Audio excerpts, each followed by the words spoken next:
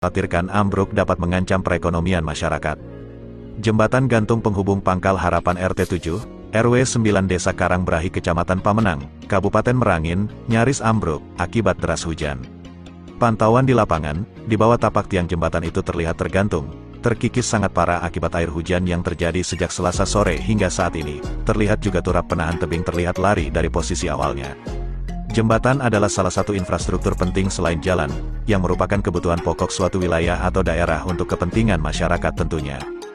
Diduga jembatan gantung Karangrahi, dikerjakan pada tahun 2020 lalu, oleh pemenang tender, PT Prima Bakti Indah beralamat di Jalan P. Hidayat nomor 38 Kenali Asam Bawah Kecamatan Kota Baru, Kota Jambi. Saat ini terlihat turap yang dibangun sudah turun akibat derasnya hujan, sehingga turap penahan tanah di bawah tapak tiang jembatan ikut ambruk.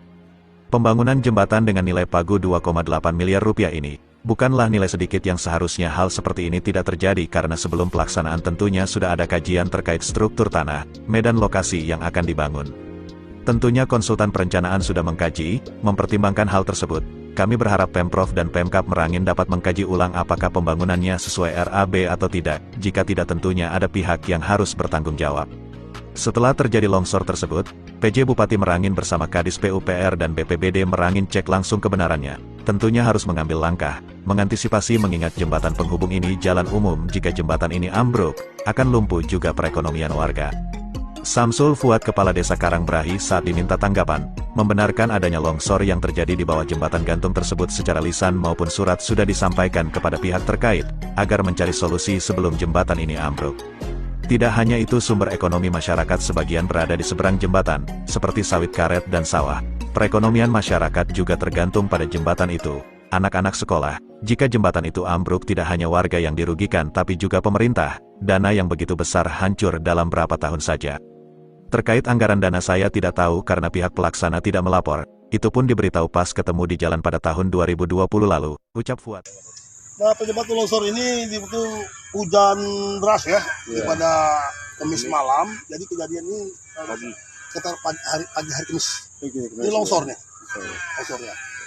Pemerintah kami sudah membuat surat secara resmi, sudah laporkan ke Pak Bupati maupun kepala pelaksanaan BPBD Kabupaten Merangin. Alhamdulillah tadi sudah dicek ke lokasi ini. Katanya segera mau pekerja tanggap daruratnya katanya. Oh, satu lagi Pak Kadas, ini kan akhir tahun bulan Desember ya.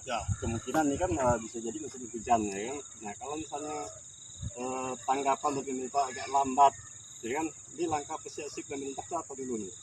Sebelum terjadi ini longsor ya. Seharusnya pemerintah tidak ada alasan untuk terlambat gitu. Ini kan akses jalan masyarakat, ke petani, ke objek wisata, betul-betul list. Ini sebenarnya tidak ada arti bahasa terlambat untuk pemerintah. Harapan kami pemerintah memang segera untuk melaksanakan pekerjaan ini.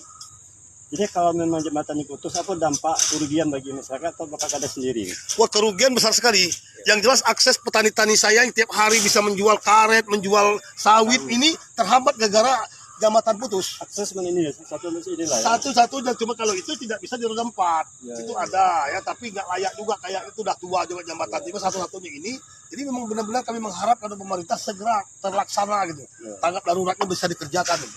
Harapan terakhir Pak Kades apa nih untuk pemerintahannya? Ya, harapan saya dan harapan seluruh masyarakat Karangrahi ini, semoga pemerintah segera melaksanakan pekerjaan ini demi masyarakat banyak. Iya, betul. Dan bagaimana untuk akses petani dan segala macam, termasuk para tempat wisata batu-batu di Karangrahi. Oh ya Pak Kades, ini kalau boleh tahu nih, kalau ingat ini tahun berapa pembangunannya? Nah, kalau pembangunan ini tahun 2020. 2020. Ya. Nah, karena Bapak Kades kan sudah jadi Kades dari sana itu ya? Sudah. Mohon maaf Pak Kades, pernah enggak dilibatkan atau terlibat dengan perencanaan pembangunan, dikasih tahu dari pihak di Pemda atau kontraktor?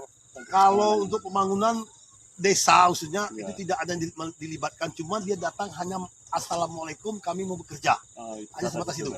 Tidak ada keterlibatan kami, paling di orang-orang sini diajak bekerja cuma itu. Dari Merangin, Damri, Newsline TV mengabarkan.